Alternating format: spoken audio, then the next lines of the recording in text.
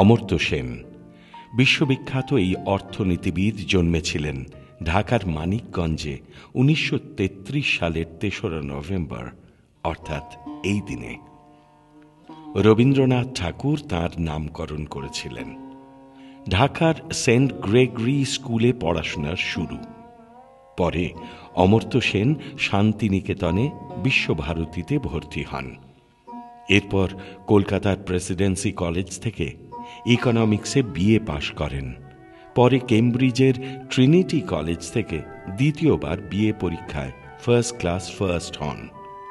সেখান থেকে পিএইচডি করে কলকাতার যাদবপুর বিশ্ববিদ্যালয়ের ইকোনমিক্সের হেড অফ দ্য ডিপার্টমেন্ট নিযুক্ত হন। শিক্ষকতার পাশাপাশি চলতে থাকে গবেষণা। পড়িয়েছেন পৃথিবীর নানা প্রান্তে, এর মধ্যে Massachusetts institute of technology, Delhi school of economics, London school of economics ছাড়াও আছে আরও কিছু নামী শিক্ষা প্রতিষ্ঠান। ওয়েলফেয়ার ইকোনমিক্সে তার অসাধারণ কাজের জন্য ১৯৯৮ সালে নোবেল লাভ করেন। ১৯৯৯ সালে ভারতরত্ন সম্মানে সম্মানিত হয়েছেন। তার রচিত বইগুলি হল inequality reexamined, the argumentative Indian, identity and violence প্রভৃতি। দারিদ্র্য, দুর্ভিক্ষ এবং জেন্ডার ইনইকুয়ালিটি নিয়ে অমর্ত্য সেনের বক্তব্য ও পরামর্শ সারা পৃথিবী সাদরে গ্রহণ করেছে।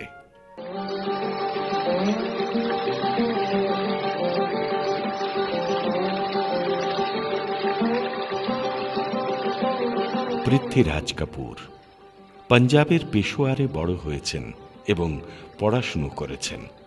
একজন আইনজ্ঞ হিসেবে কর্মজীবন শুরু করেও শেষ পর্যন্ত মঞ্চাভিনয়ের দিকে চলে আসেন। একসময় কলকাতায় আসেন। কলকাতায় এসে নিউ থিয়েটার্সে বেশ কিছুদিন অভিনেতার চাকরি করেন। পরে বম্বে চলে আসেন এবং নির্বাক চলচ্চিত্রে এক্সট্রার কাজ শুরু করেন। বেশ কয়েকটা নির্বাক চলচ্চিত্রে অভিনয়ের পর ১৯৩১ সালে ভারতের প্রথম সবাক চলচ্চিত্র আলাম আরায় অভিনয় করে নজরে পড়েন। ১৯৩৭ সালে করেছেন বিদ্যাপতি। সিকান্দার ছবিতে আলেকজান্ডারের ভূমিকায় তার অভিনয় সুবিদিত। ऐसे ही जांबाज जानिसार है जिन पर माँ बदौलत की कामयाबी का एक शान है। माँ बदौलत की जाहो जलाल की एक एक फतह फख्र करती है। और ऐसे ही बहादुर है जिनके नाम यूनान की तारीख में चांद और सूरज की तरह जगमगाएंगे। अकबर का इंसाफ उसका हुक्म है। तुझे सलीम को भूलना होगा। भूलना होगा? यकीनन। और सिर्फ इतना ही नहीं, उसे यह भी यकीन दिलाना होगा कि तुझे उससे कभी मोहब्बत नहीं थी। हो सकता है इस खास केस में राज माफी के काबिल हो, लेकिन उसका सारा जीवन पाप और अपराध की एक लंबी कहानी। मेरी समझ में नहीं आता कि तुम ऐसे आदमी से कैसे हमदर्दी रख सकती हो, कैसे कैसे प्यार कर सकती हो। तुमने तो कानून पढ़ा है। চলচ্চিত্রের পাশাপাশি চলতে থাকে নাটক। ১৯৪৪ সাল নাগাদ পৃথ্বী থিয়েটার গঠন করলেন। পৃথ্বীরাজ কাপুরের ৩ ছেলে, রাজ কাপুর, শাম্মী কাপুর আর শশী কাপুর। জীবনে নানান সম্মান পেয়েছেন পৃথ্বীরাজ কাপুর।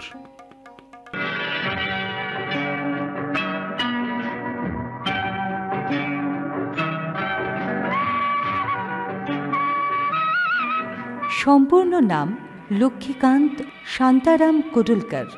মুম্বাইয়ের ভিলে পার্লের বস্তিতে অত্যন্ত দারিদ্র্যের মধ্যে তাঁর ছোটবেলা কাটে। ছোটবেলা থেকেই সঙ্গীতের প্রতি ছিল অদম্য আকর্ষণ।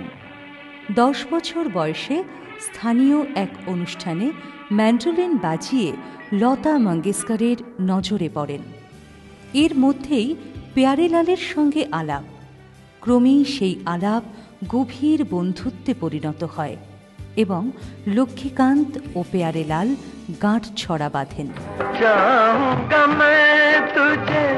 सांझ सवेरे, फिर भी कभी अब नाम को तेरे आवाज मैं न दूंगा।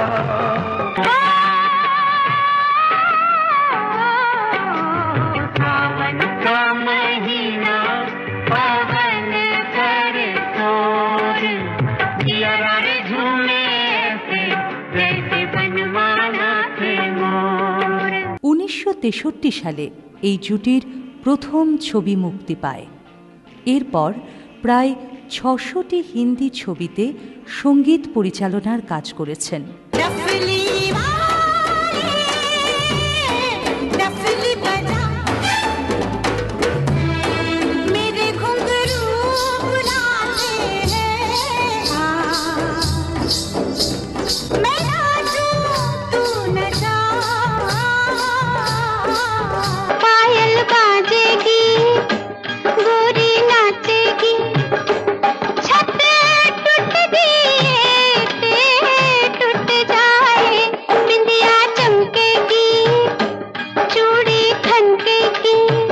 ফিল্মফেয়ারের শ্রেষ্ঠ সঙ্গীত পরিচালকের সম্মান পেয়েছেন মোট 7 বার।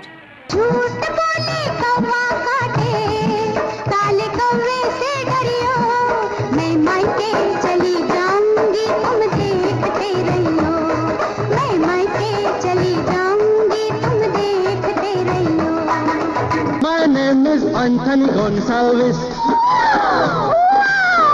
मैं दुनिया में अकेला हूँ,